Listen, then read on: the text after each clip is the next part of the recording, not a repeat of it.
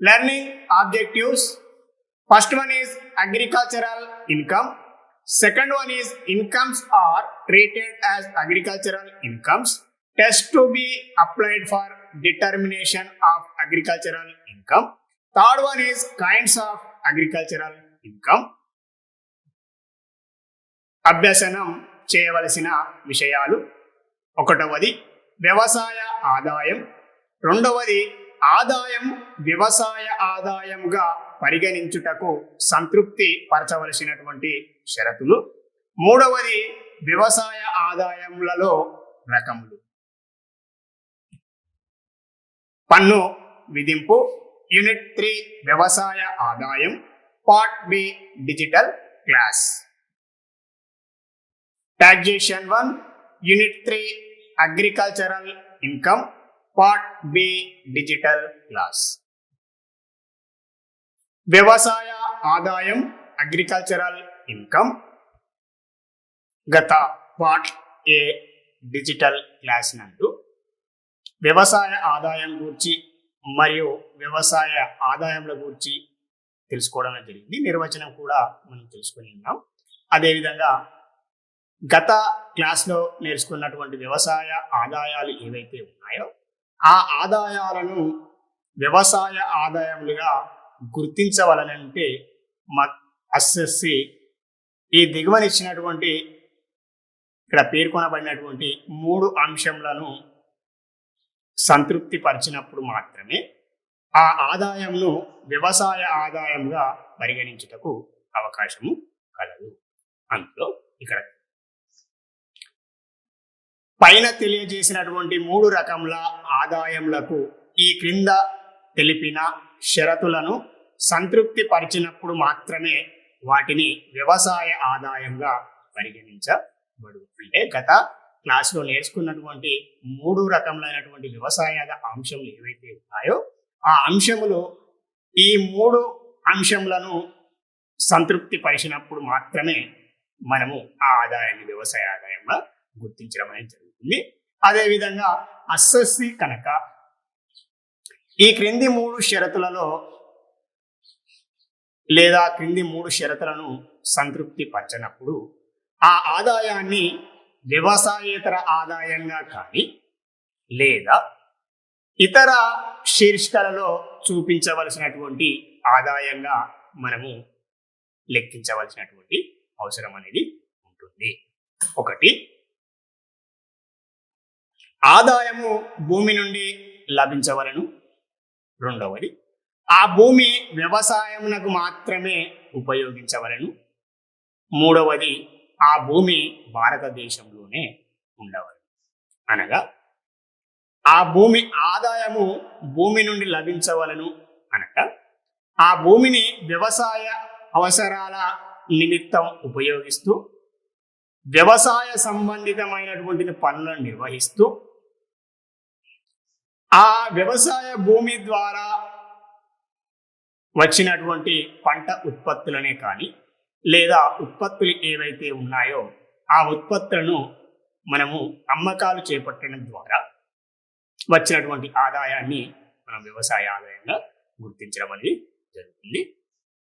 రెండవది, ఆ భూమి వ్యవసాయంకు మాత్రమే ఉపయోగించవలెను. అంటే మరే ఇతర కార్యకలాపాలకు ఉపయోగించిన ఎడల ఆ భూమిని మనము ఆ వచ్చినటువంటి ఆదాయాన్ని వ్యవసాయ ఆదాయంగా పరిగణించటకు అవకాశం లేదు. అంటే వ్యవసాయ పనుల నిమిత్తం కనుక ఆ భూమిని మాత్రమే ఉపయోగించాలి. ఒకవేళ వేరే ఇతర పనులకు ఉపయోగించి పొందినటువంటి ఆదాయం ఏదైతే ఉందో ఆ ఆదాయాన్ని మనం వ్యవసాయ ఆదాయంగా పరిగణించడానికి అవకాశం ఉంది. మూడవది, ఆ భూమి భారతదేశంలో ఉండవలెను.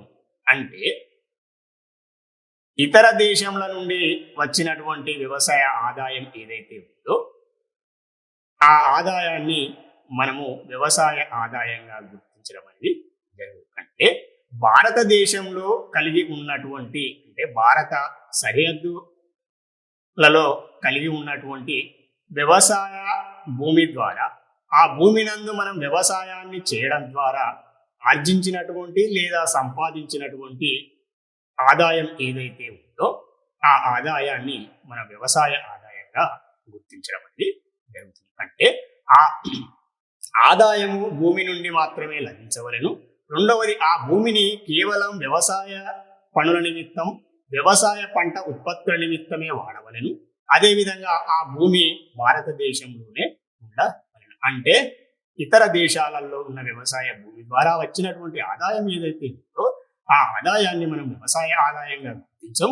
అదేవిధంగా పన్ను నుండి మినహాయింపు ఇచ్చుటకు కూడా అవకాశం లేదు. అంటే అస్సెస్సి గత సంవత్సర కాలంలో ఆర్జించినటువంటి ఆదాయం గనుక వ్యవసాయ ఆదాయముగా పరిగణించవలనంటే ఆదాయం భూమి నుండి లభించవలను, ఆ భూమిని వ్యవసాయములకు మాత్రమే ఉపయోగించవలను. అదేవిధంగా ఆ భూమి భారతదేశంలోనే ఉండవలను. అంటే అస్సెస్సికి ఇతర దేశంలో ఉన్నటువంటి వ్యవసాయ భూముల ద్వారా వచ్చినటువంటి ఆదాయం ఏదైతే ఉందో ఆ ఆదాయాన్ని మనం వ్యవసాయ ఆదాయంగా గుర్తించాం. అదేవిధంగా ఆ వ్యవసాయ ఇతర దేశాల నుండి వచ్చినటువంటి వ్యవసాయ ఆదాయం మీద పన్ను విధించడం అనేది జరుగుతుంది. కేవలం భారతదేశంలో ఉన్నటువంటి వ్యవసాయ భూమి ద్వారా ఆర్జించిన లేదా సంపాదించినటువంటి ఆదాయం పైన మాత్రమే మనం పన్ను నుండి మినహాయింపు ఇవ్వడానికి అవకాశం ఉంది. అదేవిధంగా ఆదాయం భూమి నుండి లభించను అనేటువంటి అంశాన్ని విడివిడిగా మనం పరిశీలించినట్లయితే విద్యార్థులు త్వరగా అవగాహన చేసుకోవడం అవకాశం కలుగుతుంది. ఫస్ట్ పాయింట్, ఆదాయము భూమి నుండి లభించవలను. భూస్వామి తన వ్యవసాయ భూములను కౌలుపై ఇతరులకు ఇవ్వగా వచ్చిన ప్రతిఫలంను నగదు రూపంలో గాని లేదా వ్యవసాయ ఉత్పత్తిలో కొంత భాగంగా ఉన్నచో ఆ ఆదాయంను వ్యవసాయ ఆదాయం అంటారు. ఇదే విధంగా కౌలుదారుడు ఆ భూమిని వ్యవసాయ నిమిత్తమై ఉపకౌలుకు ఇచ్చినచో కౌలుదారుడు స్వీకరించిన ప్రతిఫలం కూడా వ్యవసాయ ఆదాయమే అగును. ఈ ఆదాయము అద్దె రూపంలో గాని లేదా వ్యవసాయ ఉత్పత్తుల వలన వచ్చిన ఆదాయం కూడా వ్యవసాయ ఆదాయం అందుకు. అంటే దీని అర్థం భూస్వామి ఎవరైతే ఉన్నారో ఆ భూస్వామి స్వయంగా అతనే వ్యవసాయ కార్యకలాపాలను నిర్వహించడం ద్వారా పొందినటువంటి ఆదాయాన్ని వ్యవసాయ ఆదాయంగానే పరిగణించవలెను. రెండవది, భూస్వామి తను వ్యవసాయ పనుల నిమిత్తం తను కలిగి ఉన్నటువంటి భూమిని ఇతరులకు ఒక నియమిత కాలానికి ఇచ్చి ఆ నియమిత కాలంలో ఒప్పందం ప్రకారం స్వీకరించినటువంటి నగదే కానీ లేదా వస్తు రూపంలో కానీ లేదా పంట ఉత్పత్తిలో కొంత భాగం కానీ తీసుకున్నట్టయితే మనం దాన్ని వ్యవసాయ ఆదాయంగానే పరిగణించడం అనేది జరుగుతుంది. అదేవిధంగా కౌలుదారుడు కూడా కౌలుదారుడు తీసుకున్నటువంటి కౌలుదారుడు ఉపకౌలుదారుడు ఇవ్వడం ద్వారా తీసుకున్నటువంటి ప్రతిఫలం ఏదైతే ఉందో దాన్ని కూడా వ్యవసాయ ఆదాయంగానే పరిగణించడం అనేది జరుగుతుంది. అదేవిధంగా కౌలుదారుని దగ్గర నుండి ఉపకౌలుదారుడు పొందినటువంటి వ్యవసాయ పనులు చేయడం ద్వారా వచ్చినటువంటి ఆదాయాన్ని కూడా మనం వ్యవసాయ ఆదాయంగానే పరిగణించడం జరుగుతుంది. ఇందులో గమనించవలసినటువంటి విషయం, ఈ ఆదాయం అనేది అద్దె రూపంలో కానీ లేదా వ్యవసాయ ఉత్పత్తుల వలన వచ్చిన ఆదాయం కూడా మనం వ్యవసాయ ఆదాయంగానే పరిగణించడం అనేది జరుగుతుంది. ఆ ఆదాయము భూమి నుండి మాత్రమే లభించవలెను. First one, rent or revenue derived from the land. If the owner of the land gives agricultural land on lease, that is granting the right of using the land for agricultural purpose, then the rent received by the landlord from the tenant, either in cash or in coin, or a share in the output of the produce of a grower, will be treated as agricultural income. If the tenant has given the lands on sublease, rent received by him will also be considered as the agricultural income. Second point, ఆ భూమి వ్యవసాయమునకు మాత్రమే ఉపయోగించవలెను. ఆ ఆదాయము వ్యవసాయ ఆదాయముగా పరిగణించవలనన్న భూమిని వ్యవసాయ నిమిత్తమై వాడుచుండవలెను. ఇందుకోసం గాను అనుసరించవలసిన విధాన క్రమము ఏమనగా అసెస్సి ప్రాథమిక పనులను విధిగా నిర్వహించవలను. ఇందుకోసం కాను వ్యవసాయ పనులను 2 రకాలుగా వర్గీకరించవచ్చును. అవి ఈ క్రింది విధంగా కలవు. 1, ప్రాథమికమైన పనులు లేదా మౌలికమైన పనులు. 2వది అనుబంధ పనులు లేదా ద్వితీయ పనులు. అంటే ఆ భూమి వ్యవసాయమునకు మాత్రమే ఉపయోగించవలెనని అటువంటి హెడ్డింగ్ కింద ఆ భూమిని వ్యవసాయానికి ఉపయోగిస్తూ ఆ ఆదాయము వ్యవసాయ ఆదాయముగా పరిగణించవలనన్నచో వ్యవసాయదారుడు లేదా అస్సెస్సి ఎవరైతే ఉన్నారో ఆ అస్సెస్సి తప్పనిసరిగా ప్రాథమికమైనటువంటి విధులను నిర్వర్తించవలసి ఉంటుంది. అదేవిధంగా ప్రాథమిక పనులను లేదా మౌలిక పనులను నిర్వహిస్తూ అదేవిధంగా అనుబంధ పనులను నిర్వహించినప్పటికీ ఆ ఆదాయాన్ని మనం వ్యవసాయ ఆదాయంగానే పరిగణించడానికి అవకాశం ఉంది. అదేవిధంగా కేవలం ప్రాథమిక పనులను లేదా మౌలికమైన పనులను నిర్వహించినప్పటికీ మనము ఆ ఆదాయాన్ని వ్యవసాయ ఆదాయంగా గుర్తిస్తాం. కానీ కేవలం అనుబంధ పనులను లేదా ద్వితీయ పనులను నిర్వహించడం ద్వారా పొందినటువంటి ఆదాయం ఏదైతే ఉందో ఆ ఆదాయాన్ని మనము వ్యవసాయ ఆదాయంగా గుర్తించడానికి అవకాశం లేదు. Second point, the land is used for agricultural purpose. The test to be applied for determining whether an income is agricultural or not is performance of basic operations by the assessee. In agriculture, the activities are classified into 2. Agricultural activities as classified into 2 categories. First one is basic operations. Second one is subsequent operations. The test to be applied for determining whether an income is agricultural or not is performance of basic operations by the assessee. In agriculture, the activities are classified into 2. First one is basic operations. Second one is the subsequent operations. ఒకటి ప్రాథమికమైన పనులు లేదా మౌలికమైనటువంటి పనులకు ఉదాహరణ వ్యవసాయములో విత్తనములు మొలకెత్తు వరకు చేయు వ్యవసాయ ప్రక్రియను ప్రాథమికమైన పనులు లేదా మౌలికమైన పనులుగా వ్యవహరించబడును. ఉదాహరణకు భూమిని దున్నుట, 2వది సాగు చేయుట లేదా సదును చేయుట, విత్తనములు జల్లుట లేదా విత్తుట, 3వది నారు పోయుట, 4వది నీరు పోయుట మొదలగు. అంటే ప్రాథమిక లేదా మౌలికమైనటువంటి పనుల లేదా ప్రక్రియలో భాగంగా విత్తనం మొలకెత్తే వరకు చేసేటువంటి కార్యకలాపాలు ఏవైతే ఉన్నాయో, వ్యవసాయ పనులు ఏవైతే ఉన్నాయో ఆ పనులను మనము ప్రాథమిక లేదా మౌలిక పనులుగా చెప్పడం అనేది జరుగుతుంది. అంటే అందుకోసంగాను ఉదాహరణగా భూమిని దున్నుట, సాగు చేయుట లేదా సదును చేయుట, విత్తనం జల్లుట లేదా విత్తుట జరిగిన తదుపరి నారు పోయుట లేదంటే నీరు పెట్టుట, అదేవిధంగా మనం నాటినటువంటి విత్తనములు మొలకెత్తి అరవటి వరకు చేసేటువంటి ప్రక్రియలు ఏవైతే ఉన్నాయో ఆ ప్రక్రియలను మనము ప్రాథమికమైనటువంటి లేదా మౌలికమైనటువంటి పనులుగా చెప్పడం అనేది జరుగుతుంది.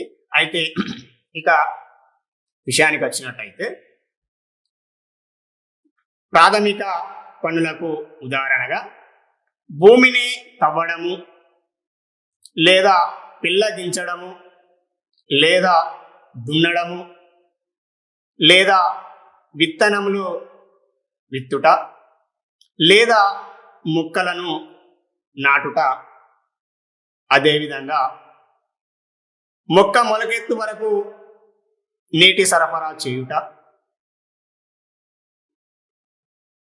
ఈ విధమైనటువంటి వ్యవసాయ కార్యకలాపాలు ఏవైతే ఉన్నాయో ఆ కార్యకలాపాలను మనము ప్రాథమిక లేదా మౌలికమైనటువంటి పనులకు ఉదాహరణగా చెప్పడం అనేది జరుగుతుంది. అదేవిధంగా ప్రాథమికమైనటువంటి పనులకు అదేవిధంగా ద్వితీయమైనటువంటి పనులకు ఉదాహరణలు కనుక మనము అర్థం చేసుకున్నట్టయితే మనకు ప్రాథమిక పనులను మనం ఈ చిత్రాల ద్వారా చూసినట్టయితే మనకు ఈజీగా అర్థం అవడానికి అవకాశం కలదు. First one, basic operations.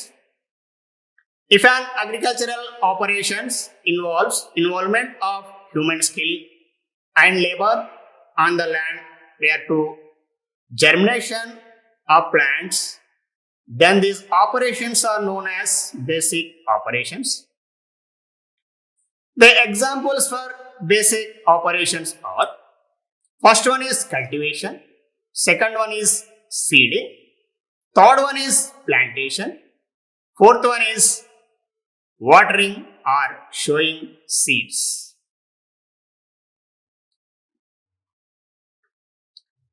ప్రాథమిక లేదా మౌలికమైనటువంటి పనులకు సంబంధించినటువంటి అంశాలను మనం ఈ చిత్రాల ద్వారా గమనించినట్టయితే, ఫస్ట్ వన్, వ్యవసాయ భూమిని దున్నుటకు ముందు అంటే మనము విత్తనాలు నాటుటకు విత్తనం మొలకెత్తే వరకు చేసేటువంటి కార్యకలాపాల్లో భాగంగా ప్రాథమిక లేదా మౌలికమైన పనుల భాగంగా ముందుగా విత్తనాన్ని నాటక ముందు చదును చేయనటువంటి లేదా దున్ననటువంటి లేదా పిల్లగించనటువంటి భూమి ఈ విధంగా ఉండడం అనేది జరుగుతుంది. ఒకటోది, వ్యవసాయ భూమి దున్నుటకు ముందు, అగ్రికల్చర్ ల్యాండ్ బిఫోర్ కల్టివేషన్. రెండవది, వ్యవసాయ భూమిని దున్నుట లేదా పిల్లగించుట లేదా తవ్వుట. ఈ చిత్రంలో వ్యవసాయ భూమిని దున్నట చిత్రాన్ని మనము చూడవచ్చు. Ploughing of agricultural land, ploughing of agricultural land. Second point, this is also example for ploughing of agricultural land. వ్యవసాయ భూమి దున్నటకు ఉదాహరణ చిత్రం. అదేవిధంగా భూమిని పెక్కిలించడము లేదా దున్నుట యంత్ర పరికరాల సహాయంతో చేయడానికి అవకాశం కలదు. అదేవిధంగా హ్యూమన్ స్కిల్స్ ఉపయోగించి కూడా చేయడానికి అవకాశము కలదు. ఈ చిత్రాన్ని గమనించినట్టయితే మనము విత్తనాన్ని నాటుటకు ముందుగా భూమిని మనము దున్నవలసి ఉంటుంది. అదేవిధంగా దున్నినటువంటి భూమిని చదును చేయవలసినటువంటి అవసరం కూడా ఉంటుంది. అదేవిధంగా మూడవది, వ్యవసాయ భూమిని దున్నుట మరియు విత్తనములు విత్తుటకు సదును చేయుట. Preparing the agriculture land for seeding అంటే మనం విత్తనాలు విత్తడం కోసం కాను భూమిని విత్తనాలు విత్తుటకు అదునుగా మనము నేలను తయారు చేసుకోవాల్సి ఉంటుంది. అదేవిధంగా మూడవది, వ్యవసాయ భూమిని దున్నుట మరియు విత్తనములు విత్తుటకు సదును చేయుట. Preparing the agriculture land for seeding అంటే విత్తనాలు షోయింగ్ చేయడం కోసం గాను విత్తనాలను విత్తడం కోసం లేదా షోయింగ్ ఆఫ్ ద సీడ్స్ కోసం మనము నేలను భూమిని ఈ విధంగా ప్రాథమిక మరియు మౌలిక పనుల భాగంగా ఈ విధంగా విత్తనాన్ని విత్తుటకు నేలను సిద్ధం చేసుకుంటా. వ్యవసాయ భూమిని దున్నుట మరియు విత్తనములు విత్తుటకు సిద్ధం చేయుట. Preparing the agriculture land for seeding అంటే యంత్ర పరికరాల సహాయంతో కానీ లేదా మానవ శ్రమతో కానీ లేదా మనము ఏ రకాన్నైనా కానీ మనము ఉపయోగించటకు అవకాశం కలదు. అంటే విత్తనాలు విత్తుటకు మనం నేలను తయారు చేసుకోవడం ప్రాథమిక లేదా మౌలిక పనుల్లో భాగంగా. తదుపరి విత్తనములు సీడ్స్. తదుపరి 5వది వ్యవసాయ భూమి నందు విత్తనములు విత్తుట లేదా నాటుట. Seeding of grains or seeds అంటే మనము ప్రాథమిక పనులలో భాగంగా భూమిని దున్నుట, పెగ్గిలించడము లేదా వదులు చేయడము, అదేవిధంగా దున్నడం, ప్లవింగ్ చేయడం చేసిన తదుపరి మనము నేలను విత్తనాలు విత్తుటకు సిద్ధంగా చేసుకొని సాళ్లు తోలుకోవడం మొదలైన కార్యక్రమాలు అయిపోయిన తదుపరి మనము వ్యవసాయ భూమి నందు విత్తనములు విత్తుట లేదా నాటుట. Seeding of grains or seeds. Seeding of grains or seeds example.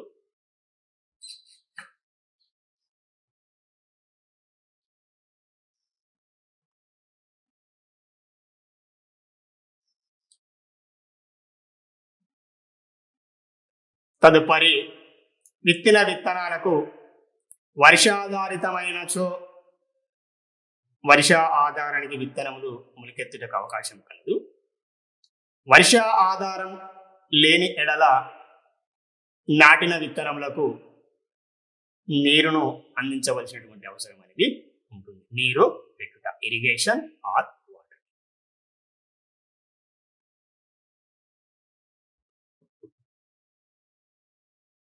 ఏడవది వ్యవసాయ భూమి నందు మొలకెత్తిన, విత్తిన లేదా నాటిన విత్తనం. Seedling A young plant grown from seed. ఈ విధంగా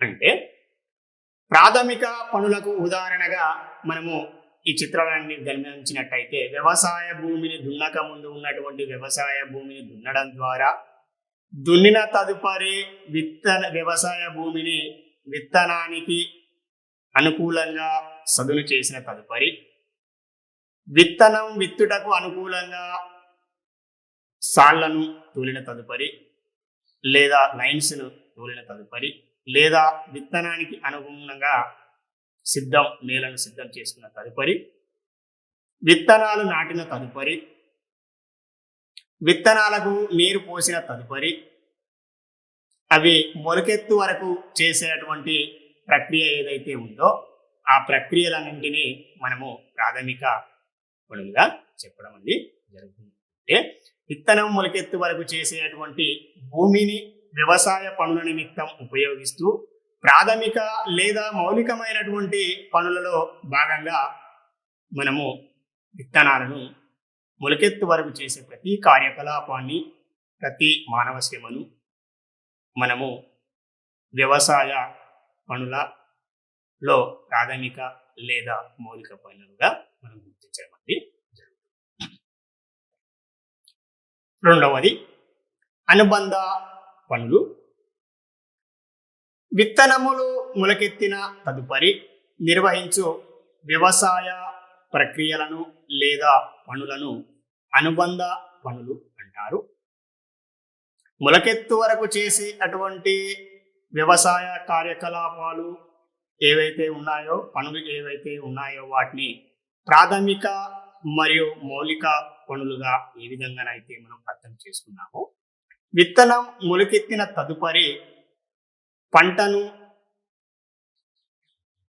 స్వీకరించే అంతవరకు, మనము దిగుబడిని స్వీకరించే అంతవరకు చేసే అటువంటి కార్యకలాపాలు ఏవైతే ఉన్నాయో, వ్యవసాయ పనులు ఏవైతే ఉన్నాయో వాటిని ద్వితీయ పనులు లేదా అనుబంధ పనులుగా మనము పేర్కొనడం అనేది జరుగుతుంది.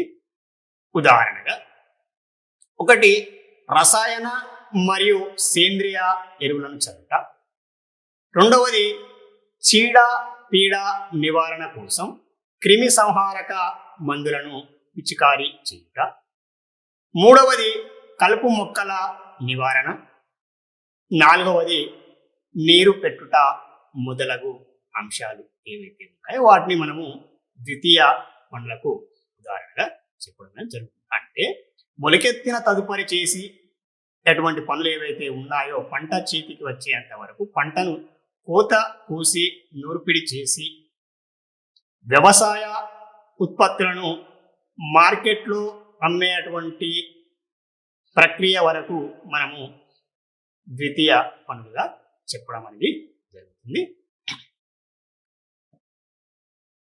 Here, second point, subsequent operations are additional operations. Operations performed after the produce sports, then these operations are known as subsequent operations. Example for subsequent operations are: first one is weeding, second one is cutting, third one is harvesting, fourth one is spraying fertilizers and pesticides, spraying pesticides and applying fertilizers. మనము ఈ చిత్రాన్ని కనుక గమనించినట్టయితే కలుపు మొక్కల నివారణలో మనము మొలకెత్తిన తదుపరి కలుపు మొక్కల నివారణలో భాగంగా వ్యవసాయ భూమిని వదులు చేయడం కలుపు మొక్కల నివారణకు ఉదాహరణగా చెప్పవచ్చు. Flowering the crop plant.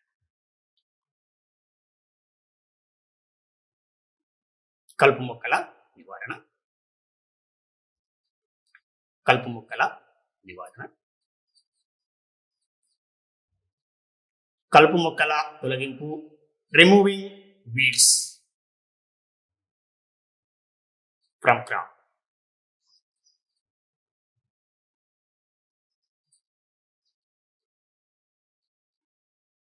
కలుపు మొక్కల తొలగింపు, removing weeds. Second point, irrigation are watering, నీరు పెట్టుట.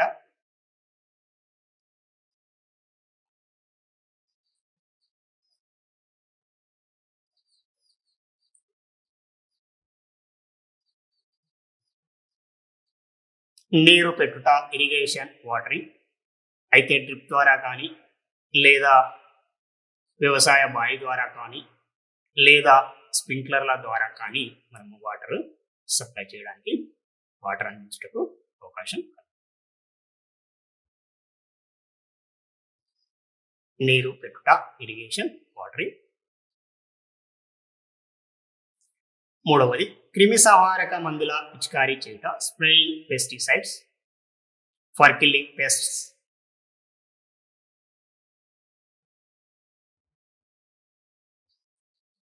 నాలుగవది రసాయన ఎరువులను చల్లుట, అప్లయింగ్ ఫెర్టిలైజర్స్. రసాయన ఎరువులను చల్లుట, అప్లయింగ్ ఫెర్టిలైజర్స్. రసాయన ఎరువులను చల్లుట, అప్లయింగ్ ఫెర్టిలైజర్స్. ఎదుగుతున్న పత్తి పంట, గ్రోవింగ్ కాటన్ ఫీల్డ్. ఎదుగుతున్న పత్తి పంట, గ్రోవింగ్ కాటన్ ఫీల్డ్. పత్తి పంట, కాటన్ ఫీల్డ్ అంటే ఏరు దశకు లేదా పంట ఉత్పత్తులను స్వీకరించేటువంటి సమయానికి వచ్చినటువంటి పంట.